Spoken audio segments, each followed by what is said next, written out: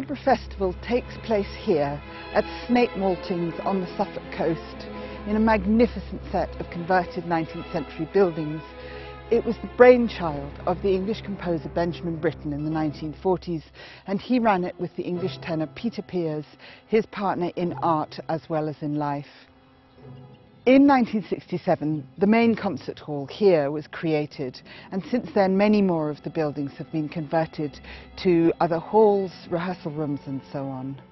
Now, under the directorship of Jonathan Reiki, the festival has an even wider international range and even more variety. This year's festival contains plenty of surprises. Walking on the Moon.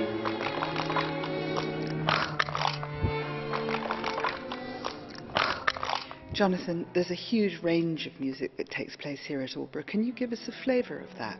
Now we have about 500 events a year here, of about 300 performances of different kinds, 150 of which are in this hall where we're talking now.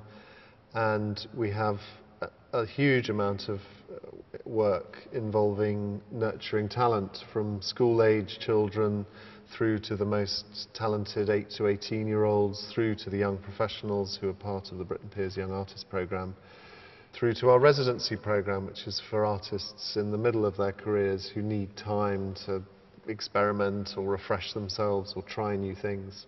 One of the important innovations this year is not musical at all. It's in the field of the visual arts, a 12-artist multimedia contemporary art show taking place all over the site here at Snape. In fact, this show, Snap, started when I had a conversation with Michael Craig Martin, who was Sarah Lucas's teacher at Goldsmiths. And he said to me, well, it almost feels like there's some kind of movement emerging here. Through a wonderful coincidence, one of this country's great contemporary artists at the moment, Sarah Lucas, a few years ago bought Benjamin Britten's house further inland. He had a house where he composed a few miles inland from here, which was really his bolt hole from the sort of busy life of Aldeburgh. And so Sarah coming to Suffolk, and with that move, various other people, other artists of her generation being drawn here as well. Other artists that she works with actually originally came from Suffolk, people like Don Brown. Now I don't know whether there's a movement or not, but maybe, in fact maybe Snap can establish a movement, I don't know.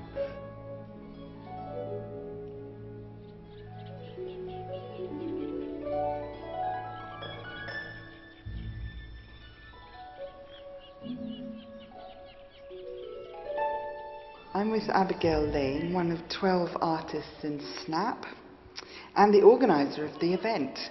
I mean, you didn't curate it in the sense of choosing work or anything. No, and I think these days that rarely happens, to be honest. I think mostly you invite people to come in, and especially somewhere like this, because it's such a site-specific place. There's no gallery. I mean, this was never been used before, but this is the closest to being a gallery in the whole place. And so you can't tell people what to do, but I know most of the artists involved in it, and where they've wanted to, then we've had quite a lot of discussion about what's possible.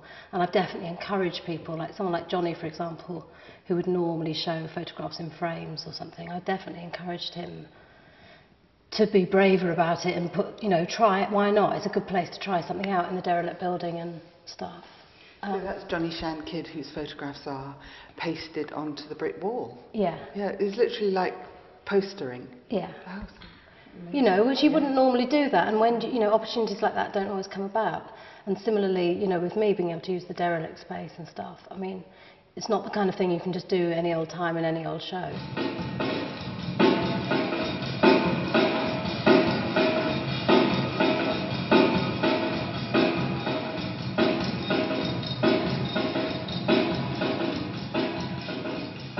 Quite a bold show, and sometimes you go to things like this and you think, actually, if it's a more provincial place, you better be a bit more careful about what you do. But to me it seems quite important to be, if you are a bit more brave about it, people just take it for granted. It's confident and it's sort of easier to take on board. You haven't got to go into a little gallery and go, oh, whose is this? Yes. There's nothing sort of pompous about it.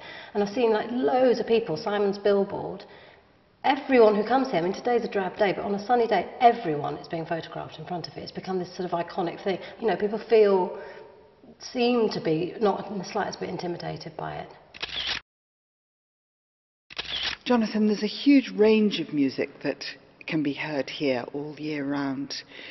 I think many people think that this festival and this place is devoted only to Benjamin Britten, but that's far from true. Can you give us a flavour? Britten would never wanted his festival to be exclusively about his music, and obviously his music was a key part of early festivals, but he was incredibly open-minded about other music, particularly in terms of encouraging other composers, in fact. And so Aldeburgh's always, from the earliest days, been a really rich mixture of Britten's music, contemporary music. There was a lot of pioneering work done with early English music here, right from the early festivals, so early music has always been a key part of the Aldeburgh mix. And of course some of the core classics from the classical repertoire too, because the other aspect of Britten was that he was a fantastic pianist. So his piano playing was a key part of early festivals, along with his partner Peter Pears, the tenors, singing and leader recitals, which again didn't just encompass Britten's repertoire, but Schubert and all kinds of repertoire.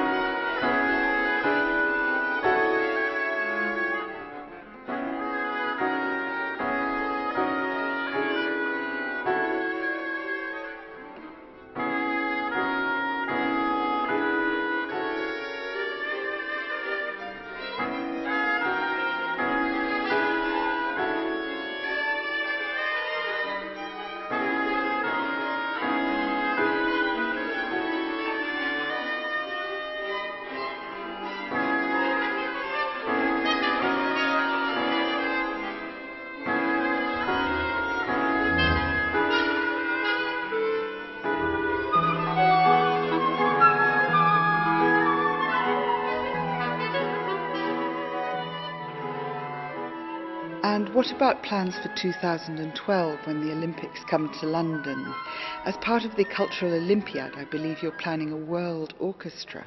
Nowadays, a lot of leading talent comes from, say, the Far East, or recently we've heard about amazing musicians coming perhaps from South Africa, places that traditionally were perhaps unexpected sources of classical music talent. So the arrival of the Olympics, it felt like a really good moment to try and do something that we think is probably a world first, which is to create an orchestra of young professional musicians, but try and draw roughly equal numbers from all the continents of the world and make it a real world orchestra. So that's what we're going to do in July 2012.